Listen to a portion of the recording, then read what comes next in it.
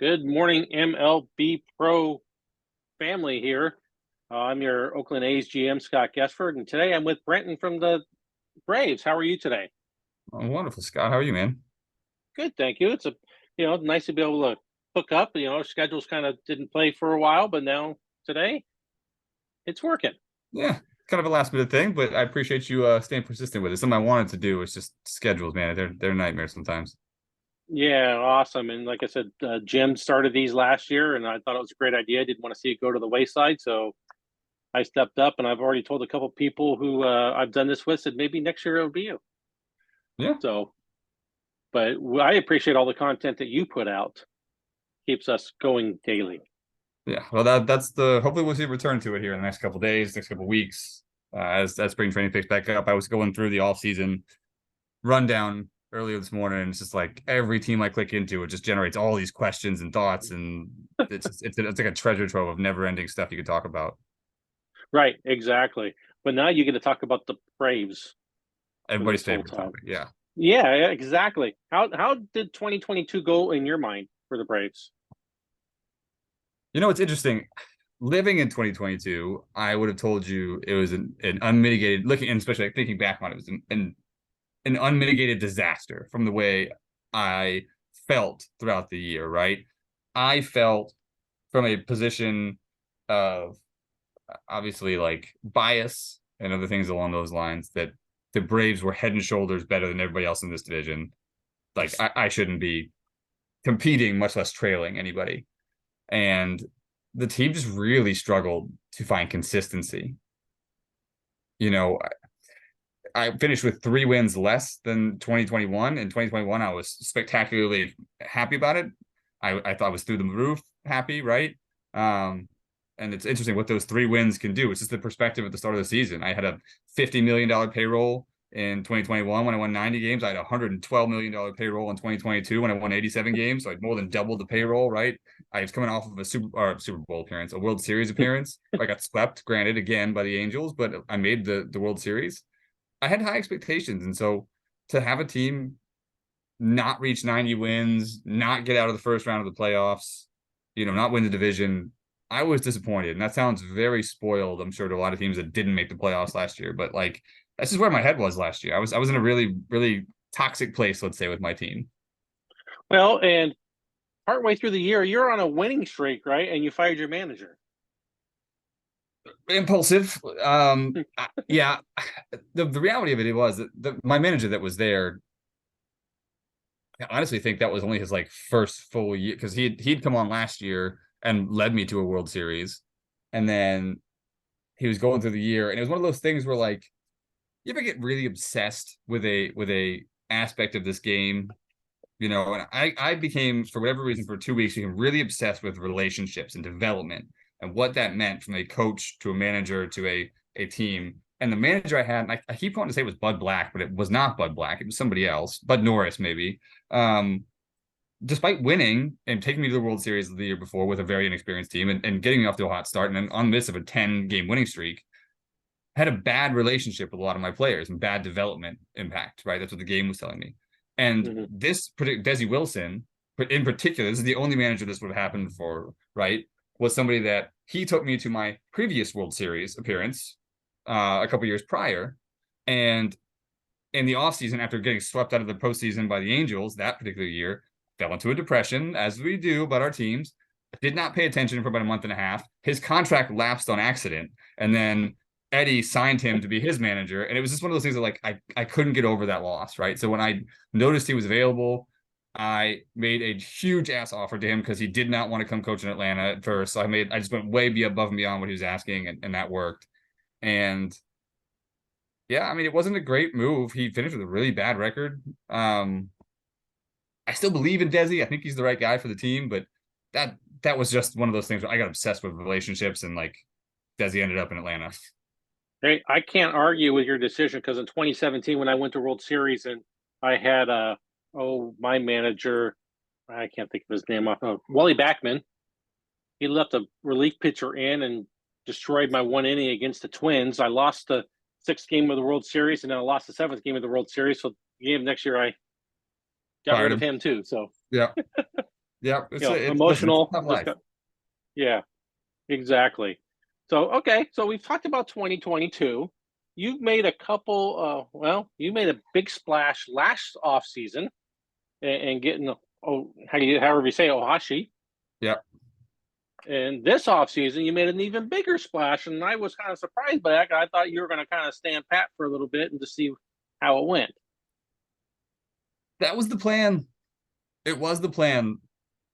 Again, maybe nostalgia biting me. Bryce Harper played in Atlanta years ago. He was the first trade I made in this league. I traded oh my God, I can't remember his name. Uh, He's a little Dominican pitcher, pitched for Atlanta in real life. Anyway, Julio Teheran. Julio Teheran and a couple of like nobody prospects to the Nationals at the time for Bryce Harper. It was a huge deal in the league. The guy who ran the Nationals ended up leaving the league a little bit later due to the reaction to that trade. And Harper was spectacular in Atlanta for years before I sent him to Toronto. Um, had the opportunity to reacquire him. I was in some deep talks with Kim and the Diamondbacks a couple years back. You know, he's just one of those guys that like he hits. He hits, and yeah, he's 30 years old. It's a long contract, and I've got him under contract for the next 9 years. well, unless he opts out at the end of this year. Except for that weird part, which I don't I really hope he doesn't, because I'm hoping he will be good here. But like spectacular defense, huge crowd interest. Coming off of his best year ever, which is, well, by some standards, which is saying something, right? I don't expect him to be a 9-10 more player, but to your point, we brought on Ohoyashi last year. We still have Taylor Sparks under contract for a year. Jamie Vega seems to was coming to his own. Dylan Carlson looked good last year in a spell. You got to hope that Bo Bichette, Millard Thomas, Alec Boehm, and Doug Smith, four second-year players who had monstrous. Every one of those guys hit 30 home runs as a rookie, and they all went completely backwards in year two, right? So if those guys have some total regression to the mean, 20 home run players, that lineup top to bottom is really, really scary. So Harper does not have to be a 10-win player. He can be a 7-war player and still have massive impact for us. So it was bold, especially to your point coming off the last year where I splashed a ton of money on Ohoyashi after not spending any free agent money for the first 9 years I was in this league. It's a change in philosophy, and it's got me some big contracts that I don't quite know what to do with down the line. You know, throw Otero into there as well, but we're gonna see. Yeah, that was going to be my next question. Is look at your payroll for next year. It goes from 140 million to 180 million dollars. Mm-hmm. How are you going to do? I mean, well, I don't want to get into all that, but you're going to have a problem in the off season because you're probably way over budget for 2024. You know, actually, I still have a little bit of room. Not a ton, but I have a little bit of room to play with. I think I'm starting to see problems in year 3 because it jumps to 212 million, and in year 4 jumps to 226. Right at that point, I will have some problems, especially when you think about I don't have Taylor Sparks under contract for next year. He is the only one of consequence, but Taylor Sparks, yeah. After that, like Brady Aiken comes off contract, Tracy Moss comes off contract, Max Fried in 2025. So we do need to make some moves here, but as of now, I think I'm in an okay spot. I got to figure out what the hell to do with Taylor Sparks though. Yeah, I mean, no problem. You have talked about trading them. You've talked about keeping them. Yeah, So, I've had discussions with Taylor Sparks trades, you know, over the last 3 years. It just kind of seems like there isn't a lot of interest, which has always been strange to me, right? He's an 8-war player the year before, 4-war player last year. Like, you know, he definitely, again, he was another one of those guys that had a bad year overall. He's a talented guy. I haven't asked for a ton. The market just hasn't been there, so I haven't traded him. Maybe that changes this year. I've always wanted them back, but I can't afford $17.5 million. Yeah, and there is that too, right? There's the level of his ask for extension is somewhere in like the low to mid 20s. So someone's gonna have to take a corner infielder for low to mid 20s. He can't really play the outfield. So there's a risk involved. I suppose I get that. If I had to bet, I'd bet Taylor Sparks walks as a free agent in off season, and I end up with some level of compensation in the draft, and I'll just have to be okay with that. Right, exactly. So we've talked about your hitters. How do you see your lineup stacking up? Are you like most people who like to see speed at the top, power in the middle, or do you just let your manager make the decision? I like to be involved. I like to take what they're thinking about and go from there. In 2021, when we saw a ton of success, um, and for whatever reason, my stats and my game were really messing up, and now the whole thing's frozen. So throw that away for the side. I had Taylor Sparks at the top of the lineup, right? It was a Hmm. big change in 2021. We had him in the middle, and it was a very traditional lineup with Vega at the top, and then Sparks and a couple of guys in that middle. But we moved him to the top of the lineup, and it really was a catalyst for success in 2021. He struggled Yeah. there in 22. I tried a couple of the guys. Bichette really struggled up there. The one that really settled into a solid role and was successful was Jamie Vega. I don't know exactly what it's going to look like. As of now, it's set up something to the effect of Vega's at the top. The 3-4-5 is some combination of Sparks, Harper, and Ohayashi. With guys like Dylan Carlson, I think, is in that 3 spot. Bichette's in the 2. And then you've got those other 4 I mentioned, where it's like Millard Thomas, um, Alec Boehm, and Doug Smith there at the bottom of 7, 8, 9. So I will be focused more on, when I'm putting this lineup together, who can get on base at the top, because it's just a traditional murderer's row there in the middle, right? So who can get on base at the Yep. top, and then trying to balance back and forth, left, right, left, right, left, right. I like to do as much as I can inconsistencies there to prevent, especially with this 3 batter rule coming up that's going to be in place this year. I'm sure a lot of us will focus on this. Like, that'll Yeah. be a huge focus for me, and I'm sure for a lot of other managers. Well, right. And this year you get the DH. Which I'm pumped about. That's That, actually the whole reason I signed Hoyashi was that I was going to get to DH him this year. He's getting older. I figured if I could get him out of the field, I can hopefully reserve his legs and his bat. okay. Well, yeah. Awesome. Yeah. It does not really look like you're going to have any spring training battles for No, positions. no, I don't think so. We've dealt away any of the top prospects that we had. I think what CJ Abrams could have competed perhaps with Millard Thomas, when Millard Thomas is struggling. I guess that's not entirely true. You could think about that middle infield, right? There is a Nick third fellow, Madrigal. Nick Nick Madrigal. Madrigal. Yeah. Yep, is sitting there on the bench, and he hit really well as a rookie. Doesn't provide a lot of Yeah. power, but again, he's an on base guy. He plays good defense. He was definitely a rotation guy who spelled both Thomas and Bichette throughout the year. But if he hits well in spring, maybe he pushes Millard Thomas to that flex role, which is helpful because Millard Thomas can play center field, right field, left field, shortstop. He can play basically everywhere.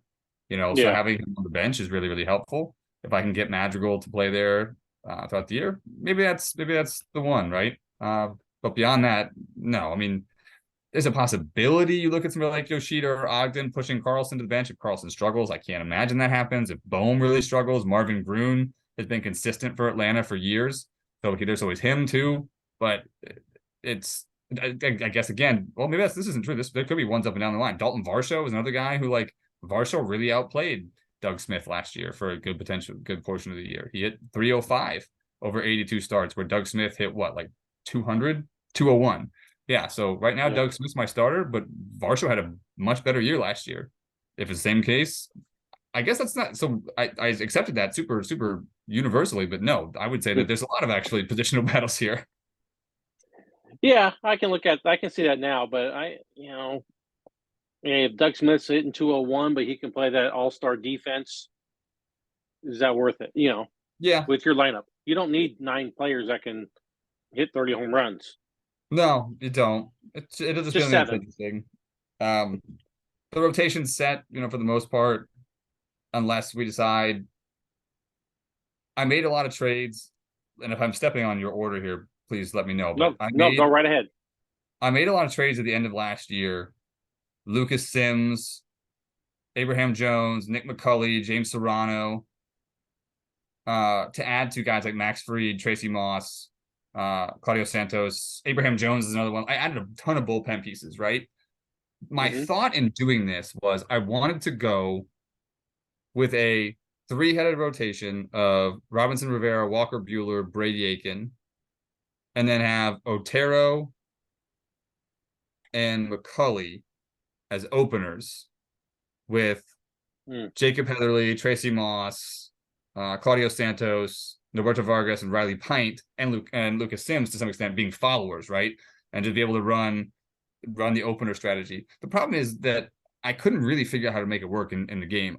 I've been told that OTP 24 or 23 or whatever the next version we'll go to will handle it better.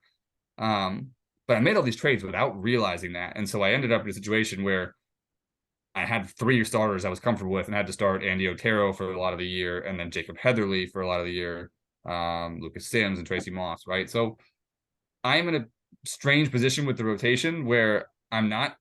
If I can't figure that opener strategy out, I don't exactly know what I'm going to do with the back end of it. Because it goes 1, 2, 3, I'm happy with, and then 4 and 5 are real shaky.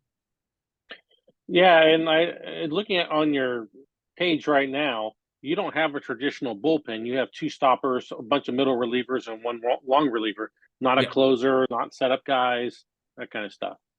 yeah, that was another thing that I started doing in 20 at the beginning of 21, and it worked really well. Um, I just had a lot of bad experiences with closers blowing games and not going super well. I really like Moss and Freed. I think they're both very good pitchers. And then with guys like Serrano, McCulley, Abraham Jones, Santos, Vargas, Pint in that middle area, I like this bullpen a lot, and I think it's got flexibility. Yeah, if you can figure out those 2 starters, you'd be really dangerous. Yeah, but that's a big if, and I don't have anybody really in the wings in terms of minor leaguers that you sit there and say like, oh, maybe this guy can come up and start. I think Mick Abel's still a couple years away. Will Hupel has shown okay in AAA, but he didn't pitch particularly well in a short stint last year. There's just really not. Tim Cates isn't really going to be that guy. Tony Gutierrez is still a couple years away. Somehow, still being 24, maybe he'll never get there. I don't know. I don't know that we've got the guy that's next up. Yeah. So what does that mean for you? I mean, does that mean you're working the phones trying to get another starter, or does that mean you're, you know, gonna toy with this opener idea and try to figure it out for the first couple weeks of the season, or do you not want to give that strategy away right now? No, I think I have to see where I can do with what I've got, right? We won 87 games in this situation last year without a really, and not granted, I had Colby Allard in there for a good portion of that season, but I Yeah. think with the defense I've got here, and by the way, we say all this. My starter ERA led the National League last year. It was 3.45, right? So like, yes, it's not a Seattle-esque in 2022 Seattle-esque rotation, which nobody is, but it's still a rotation that led the league in ERA, and my bullpen should be better this year. So, and with a good defense and a good offense, I'm not super worried about it. It does concern me if you think about the postseason, maybe, but in a World Series, I'm not going deeper than Aiken, right? You're going Rivera, Bueller, Aiken, Rivera, Bueller, Aiken. So, Mm-hmm. if you can get there, I think that's what you look at. So the plan is to let it ride. I don't have a ton of pieces to deal with in the farm anyway. The guys I do have, people like House, Manuel Panetra, I don't plan to deal. I really like them. They're young, they're controllable. So I think the pieces that would be interesting in the pen, I don't plan to move. Um, so I think I'm just going to ride it out. And unless it's like a disaster for the first couple of months, I think this is what we're going to be looking at. Well, in Seattle, they lost Holton in appeal this year, so what is that going to do to their rotation? Yeah, that is one of the big questions I have when I on this later podcast was looking at not even those two, just everything they're replacing, right? They did a big Right. overhaul. They're still scary dangerous, but are they dangerous enough at this point, right? So I Yeah, don't or are know. they 100-win dangerous? Yeah, Yeah. that's the other question. So we talked a little bit about prospects. You don't really have any that are going to probably jump up this year and be big contributors. But who are some of the ones that you like? Chad Evans, uh, Brady House for the Yeah, I mean future for a couple years. Brady House is definitely somebody I've got my eye on down the line. I like his bat quite a bit. He'll never be a great defensive player, but I think he's got a good future ahead of him at the plate. Manuel Panetra, a guy I got from Boston last year, took a hit in one of the most recent scouting departments, but I loved a couple like last year. He was full on 70s everything. So Yeah. I'm interested to see what he's only 20 years old, spent 3 years at A ball, right? Interested to see what a second full year at high A does for him, because it'll be a real pivotal year from development. So I like him. I like Will Shipley. Again, he's at a rookie ball right now. That may be just my football player bias talking, but I like the way he's set up as a second baseman. Hit 261 in his second year in rookie ball last year, a huge improvement from his first year. So we can see where he goes. Um, there's not a lot of guys here I look at like franchise altering or even superstar level players. There's a lot of guys I like in that B level. Zach Veen, Jake Fromm, J.R. Justice to some degree. Um, but there isn't somebody that stands out, even on the pitching side. There's just not. You think about maybe Cameron Jones is a good relief pitcher that I think I got from you, actually. Yeah, Another guy you that did. I think fits the model of the bullpen I'm trying to build. I really like what he can bring next year. Tristan Stobie's another one, that same situation. A relief pitcher that I got when he was 16 years old. He's now 22, right? He's on the 40 man. He's got to make the jump up at some point in the next couple of years. So there's some pieces that'll be part of the Braves organization down the line. But I think in terms of the future of Atlanta, you are looking at the roster currently that we're going to be riding for the next couple of years, plus or minus Taylor Sparks. And the only guy I kind of have my eye on there is there's a kid named Steven Stricker in the minor leagues. He's in Double A now. Never really been a top prospect. He was a seventh round pick in 2019. He's just sort of slowly hit. He hit 277 in high A in 2022, 305 or 2021, 305 in 2022, calling up to Double A in 33 games. He hit 309. He's just kind of continued to hit, not showing a lot of power out of that first base position, which is maybe concerning. But again, if you look up and down the lineup, I have power everywhere else. I can afford to take a hit there, maybe. So I've got my eye on him. Can he make the jump to AAA this year? If so, can he stopgap me at first base until somebody else shows up like Jake Fromm? I don't know. Only time will tell. So Yeah. you talked earlier about kind of being disappointed in 2022. Your 87 wins. You added Harper. So where do you expect to be this year? I mean, do you expect to hit 95, maybe 100 wins in your division? I expect to be back at 90 wins for sure. You know, I Is that enough to win your division? I don't know. Philly caught up faster than I thought they would. I thought they were a year out. I thought this was their year to break out, and they really caught fire at the end of last year. I don't know that they can maintain it. I think their rotation was better than it should have been last year. Their offense is great, right? So that's tough to compete with. But I guess I could hope that there's some level of a sophomore year reversal, same way that I start. Maybe this will be like Andrew Vaughn and some of the other guys, Luis Rober. Maybe they take a step back like some of my guys did, right? Washington is always going to be there.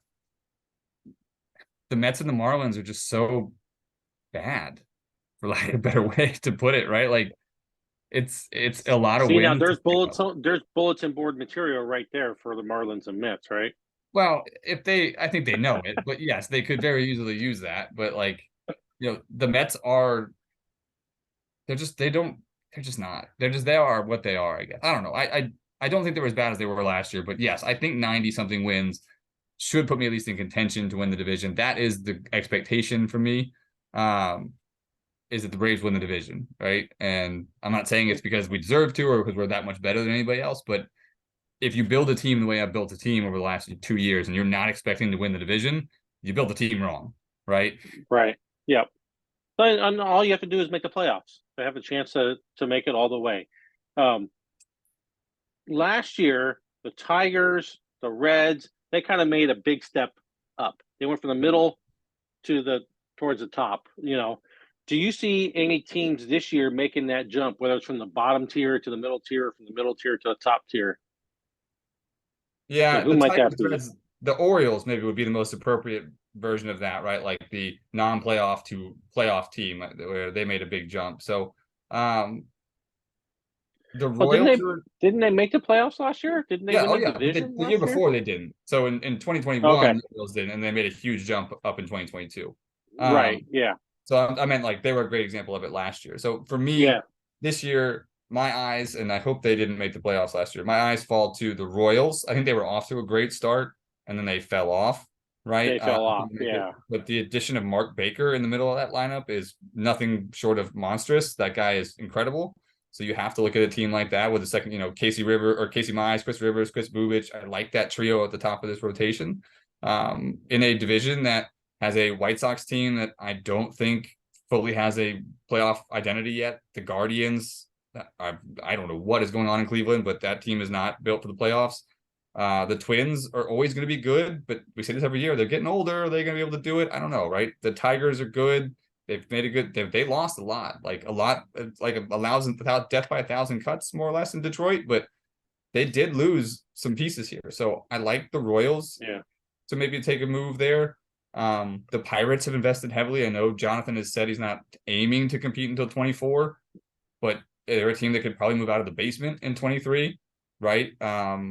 If Cincinnati can't continue the miraculous run they made last year, the Cardinals and the Brewers, you have to figure the Brewers are better than they were in 22, but I don't know. I like the Pirates to make a move. Did the Dodgers end up making the playoffs last year? Yeah, they did, didn't they? Oh, yeah. Yeah. They won 100 games. That's what I thought. Yeah, that they were a team that I expected to break out last year, and I thought they did. And then they added Holton this year. Yeah, exactly, right. So that's what I was gonna, if they had missed it by some reason, that would have been another team to watch. So you do need to look for a bounce back. Can the Rockies bounce back? They had a good year. Can the Diamondbacks figure out what to do without Bryce Harper? I mean, I think my two teams to watch without knowing, again, I don't know this league from Adam right now, but those are the teams that I really have an eye on. Your division's always super interesting. The Angels and the Mariners lost a lot. You gained a lot. What does that mean? What does that do, right? The Rangers didn't really do anything other than extend some pieces, but the Astros are dangerous now too. So that's an interesting one.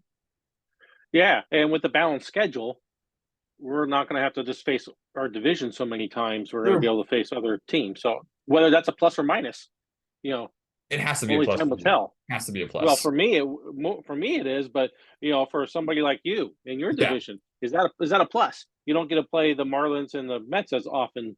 True. Puts me against the Dodgers, Rockies, Diamondbacks a lot, who have historically kicked my ass. Yeah, exactly.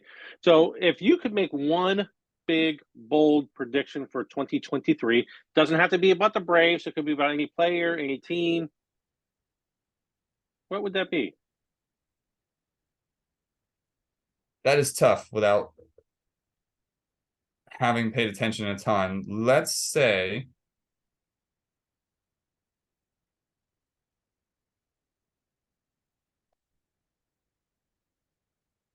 I'll make a little one, and then let's make a big one.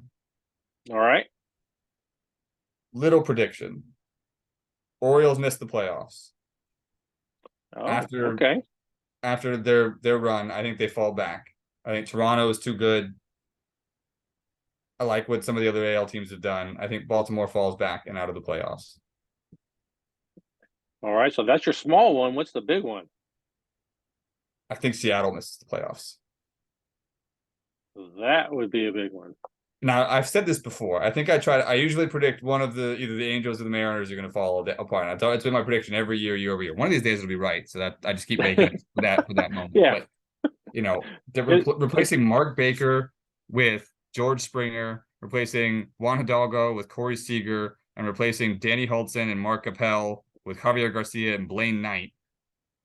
That's just that doesn't math, right? So, but if you think about how good the Astros are, how good the Angels maintain to be, even though they lost 12 war too, right? Like, how good the A's plan to be with some of the things you've done here.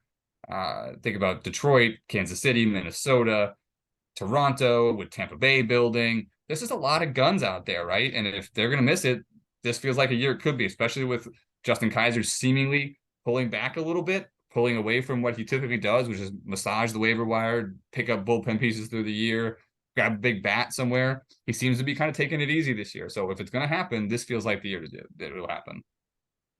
Yeah, a lot of the NL owners that I've already talked to, their big prediction is that the NL is going to win the World Series this year. Well, sure. We'd all like to believe that.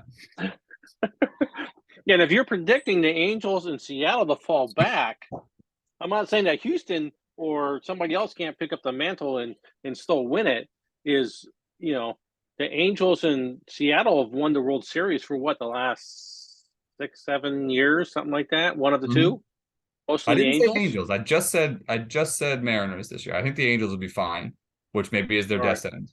But I'm putting words in your mouth, but that's yeah, okay. yeah. Don't put Matt's gonna come after me. Don't put me there. Uh, yeah, I mean, look, the NL's we gotta win eventually. Like just by statistical fluke, we will win eventually. I don't think it's this year. I think there's talented teams. I don't think there's a perfect team yet. So, if you had to pick right now for the World Series, AL, NL, and who wins it? I know you don't know, you haven't studied all the Yeah, teams yeah. or anything right now, but I would say Dodgers.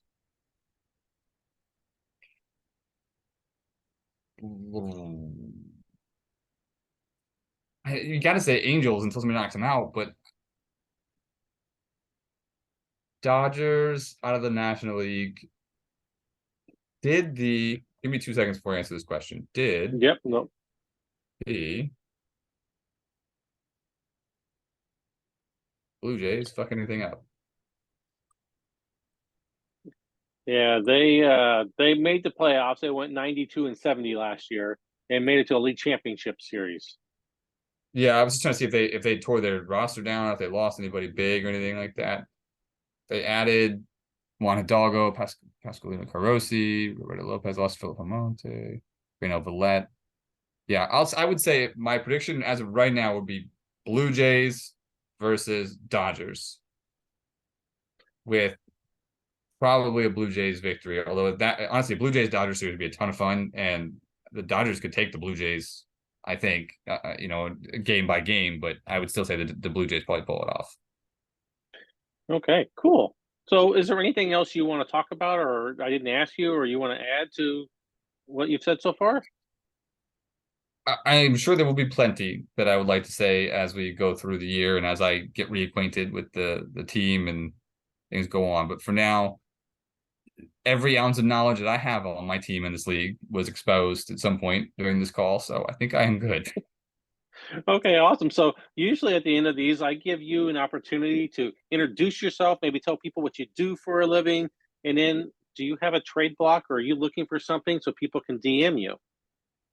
Uh, there's a lot there. So at this point, everybody in this league should know me at some capacity, right? But I guess if you don't, Brenton, Yep. been in the league since it started, running the same team in mediocrity for years. Uh, I run a podcast that doesn't have a name, that is infrequent and inconsistent, but it's a lot of fun when I get to do it. What I do for like outside of the league, you mean what do I do for a living? Yeah, yeah. What do you do for a living? I am a If director of sales for a technology company in Atlanta called Lease Query. Um, it's about as boring as it sounds. So uh, I'm in the tech space, which is scary in some degree because the tech space is getting slaughtered right now. But luckily, my company's doing very well. We haven't had to do any layoffs. We're okay. So it's a frightening world in my industry, but we're okay, and my company seems like we're fine. I think we're lucky here. Um, Trade block, we gotta walk through it. I mean, I don't really, unless you want to come over and you got a pitcher you're trying to dump. I'm happy to have those conversations, but I don't have any plans to make a move.